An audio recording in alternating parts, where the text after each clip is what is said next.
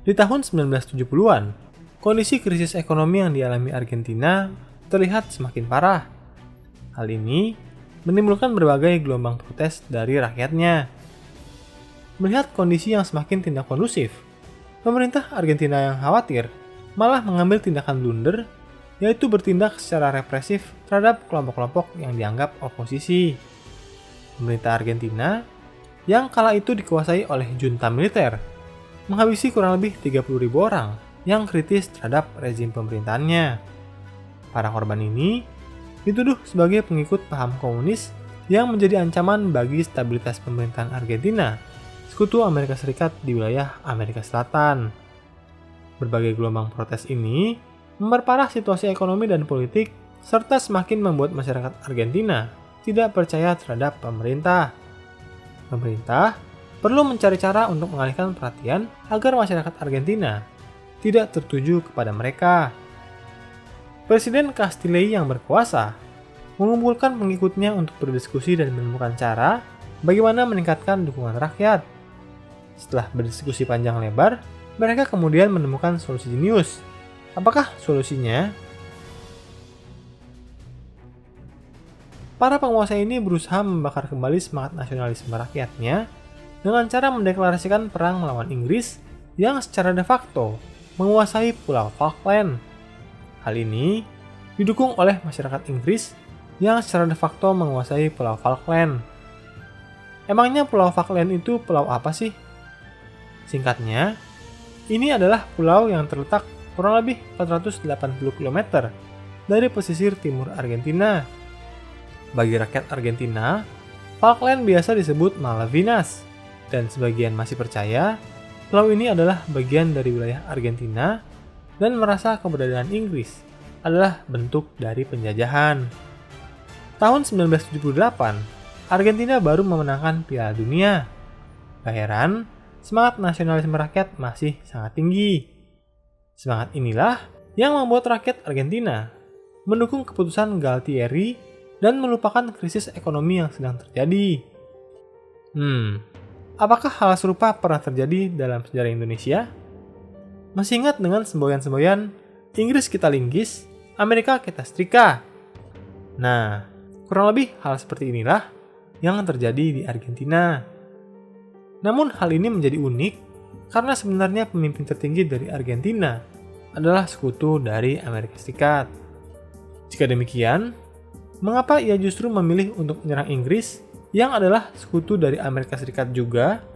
Apakah Argentina tidak takut jika Inggris marah dan mengeluarkan seluruh kekuatan militernya demi merebut kembali pulau tersebut? Sekalipun Inggris sudah bukan dikenal sebagai negara adidaya, namun kekuatan Royal Army dan Royal Navy masih seram, bukan? Apalagi untuk negara selevel Argentina. Singkatnya, Argentina berpikir bahwa Inggris hanya menggertak mereka.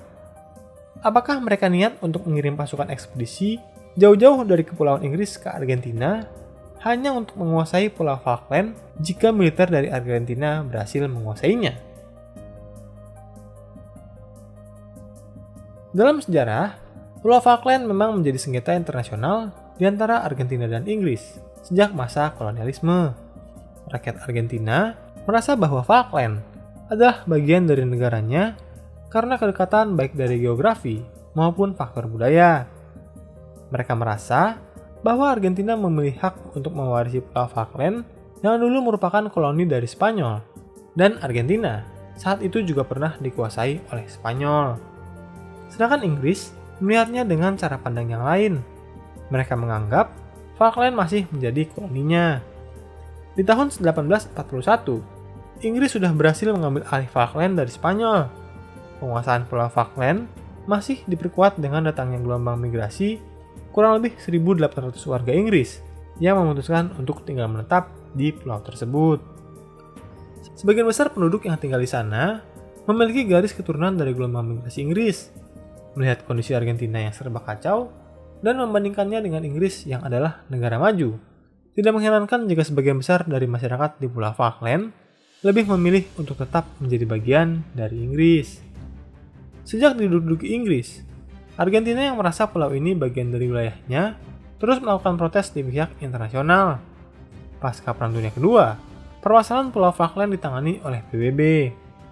Namun, sekalipun begitu, perundingan di PBB juga tidak kunjung menemui sinar terang.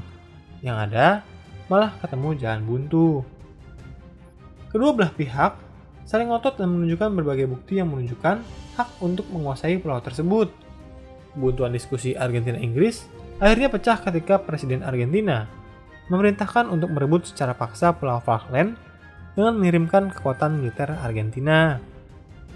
Invasi Argentina dimulai dengan kurang lebih 3.000 prajurit yang serangannya di ujung tombaki oleh 550 prajurit komando, 80 pasukan komando angkatan laut, dan sekitar 20 assault amphibious vehicle. Tujuannya merebut Port Stanley yang adalah ibu kota Pulau Falkland. Pasukan Argentina yang sangat kuat ini hanya menghadapi kurang lebih 68 prajurit marinir Inggris yang sangat tidak siap. Sekalipun prajurit Inggris sempat memberikan perlawanan sengit, namun perbedaan kekuatan yang besar menunjukkan hasil akhirnya. Mereka dengan cepat menyingkirkan garnison kecil Inggris tanpa adanya korban jiwa yang besar. Setelahnya, para marinir Argentina berhasil merebut Pulau Georgia Selatan dan hingga akhir April, sebanyak 10.000 pasukan Argentina telah menduduki Pulau Falkland.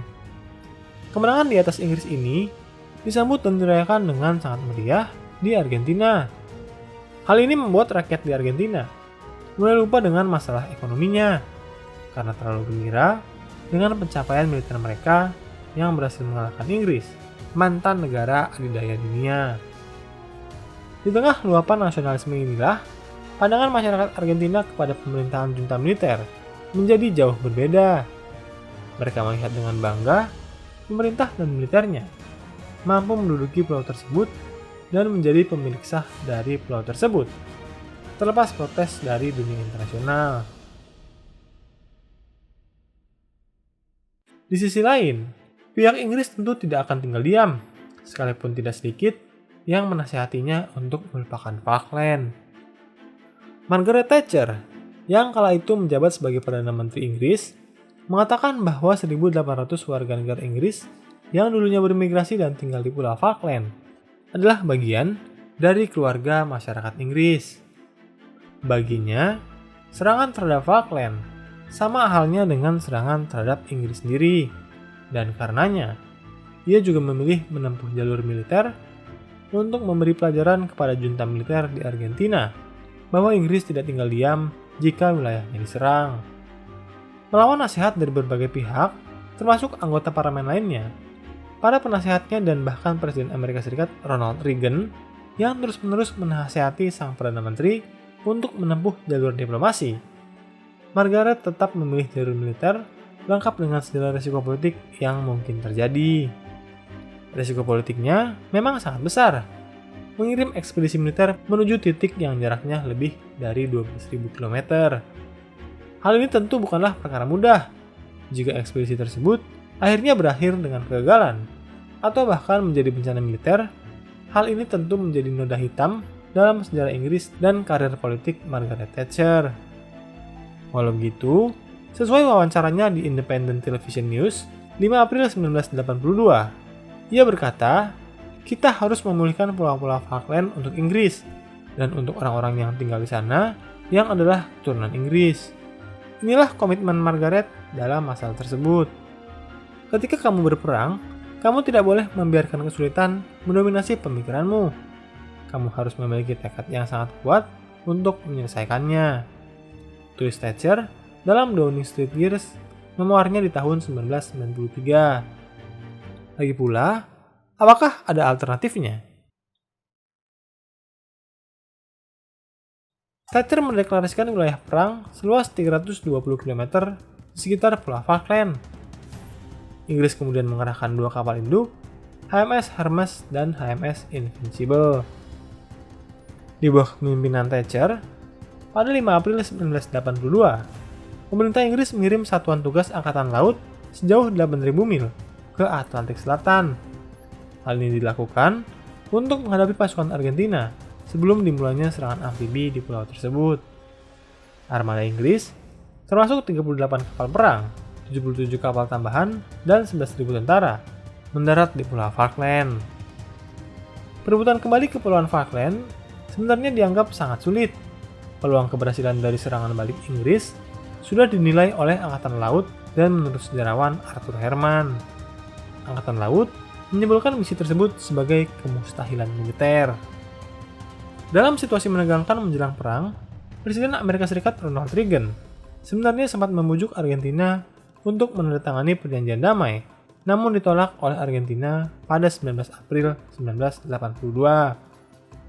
Amerika Serikat sebenarnya tidak mau kedua sekutunya ini saling berperang satu sama lain, karena sekalipun Argentina adalah junta militer, rezimnya berusaha menjalin hubungan baik dengan Amerika Serikat. Demikian juga dengan Inggris, yang secara tradisional adalah sekutu dari Amerika. Walau begitu, usaha diplomasi Amerika Serikat sepertinya diacuhkan oleh kedua sekutunya yang sudah mantap untuk berperang satu sama lain. Inggris pun terus melakukan serangan hingga 25 April.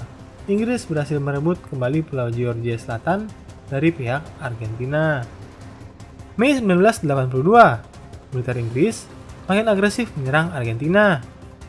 Pada hari itu, Royal Air Force Inggris menyerang pangkalan udara Stanley di Pulau Falkland yang saat itu diduduki oleh militer Argentina. Setidaknya, 3 pesawat Argentina berhasil ditembak jatuh.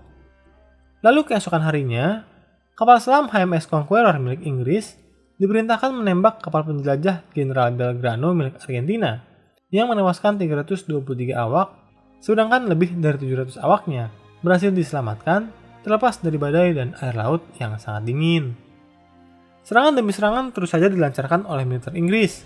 Sasaran utama serangan adalah wilayah-wilayah yang vital bagi pertahanan Argentina. Hingga tanggal 14 Juni, pihak Inggris berhasil merebut Port Stanley tanpa perlawanan yang berarti dari pihak Argentina. Dengan direbutnya Port Stanley oleh Inggris, maka secara resmi militer Argentina kalah dalam perang ini.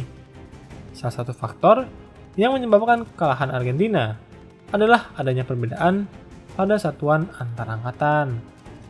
Inggris yang memiliki sejarah panjang tentu sangat diuntungkan karena hubungan antar satuan angkatan militer sudah jauh harmonis, memungkinkan mereka berkolaborasi dengan sangat baik. Sedangkan Argentina dipenuhi persaingan antar satuan militer, angkatan darat, angkatan laut, dan angkatan udara. Konflik yang berlangsung selama 74 hari dan berakhir dengan penyerahan Argentina pada 14 Juni 1982. Akhirnya, 649 personel militer Argentina, 255 tentara Inggris, setidaknya sebanyak 3 orang penduduk sipil juga dilaporkan menjadi korban gugur dalam perang tersebut. Pasca kekalahan Argentina di Perang Falkland, kondisi ekonomi sebelum perang yang memang sudah memasuki krisis menjadi semakin parah. Inflasinya melonjak hingga 200%. Dan hutang luar negeri mereka mencapai angka 39 miliar dolar Amerika. Strategi Presiden Argentina untuk menaikkan namanya di mata masyarakat justru berujung blunder yang membuat namanya menjadi semakin tidak dipercaya. Strateginya justru berbalik merugikannya dan pemerintahan junta militernya. Keputusan Galtieri ini bisa disebut sebagai ironi, sebab di sebuah laporan CIA, Inggris memang berencana untuk mengakui pergantian kekuasaan di Pulau Falkland ke Argentina. Rencana ini juga dilatar belakangi oleh kondisi ekonomi Inggris yang saat itu juga sedang mengalami krisis. Namun sebelum rencana itu dijalankan, Argentina sudah keburu mendeklarasikan perang. Jika saja Presiden Argentina mau bersabar sedikit saja, mungkin Pulau Falkland bisa menjadi bagian dari Argentina dengan tenang dan tanpa pertumpahan darah. Tapi itu kan kalau. Masalahnya bagi Leopoldo, mereka sedang menjadi aktor sejarah, sedangkan kita sedang membaca sejarah. Karir Presiden Argentina pun berakhir dan digantikan oleh Mayor Jenderal Alfredo Oscar. Pemerintahan Argentina mulai bergeser dari militer menuju pemerintahan sipil, dan hubungan diplomatik pulih di tahun 1990. Sementara bagi Margaret Thatcher, kondisinya malah terbalik. Ia dan partainya mengalami nasib yang sebaliknya dari Presiden Leopoldo. Sebelum perang, popularitas Thatcher terus menurun karena terdapat saingan yang sulit dari partai rivalnya, Sosial Demokrat. Apalagi Inggris, saat itu juga dalam keadaan krisis ekonomi. Kesempatan Thatcher untuk kembali mendapatkan kepercayaan masyarakat mulai terbuka setelah Inggris berhasil mengalahkan Argentina dan menduduki Pulau Falkland. Kesempatan ini dimanfaatkan oleh Thatcher dengan meraih kemenangan perang melawan Argentina yang berlangsung sekitar 4 bulan tersebut. Usai kemenangan, popularitas Thatcher kembali naik di mata masyarakat Inggris. Lagu Rule Britannia dari Andrew Davies diputar di berbagai siaran dan tempat-tempat umum di Inggris. Gantian masyarakat Inggris yang dilanda nasionalisme, mereka merasa kejayaan negaranya tidak benar-benar hilang. Terbukti, saat partainya berhasil memenangkan pemilu di Inggris tahun 1983, selama 3 periode, Thatcher kembali menjabat sebagai Perdana Menteri dan membuatnya menjadi wanita terlama yang duduk di kursi kekuasaan tersebut. Menurutmu, apakah pelajaran berharga yang bisa kamu dapatkan dari kisah sejarah ini? Yuk saling membagikan pendapat kalian di kolom komentar. Hai, terima kasih sudah menonton dan belajar sejarah bersama Inspek History. Jangan ragu untuk berikan komentar, like, dan bagikan bila kamu merasa konten ini bermanfaat.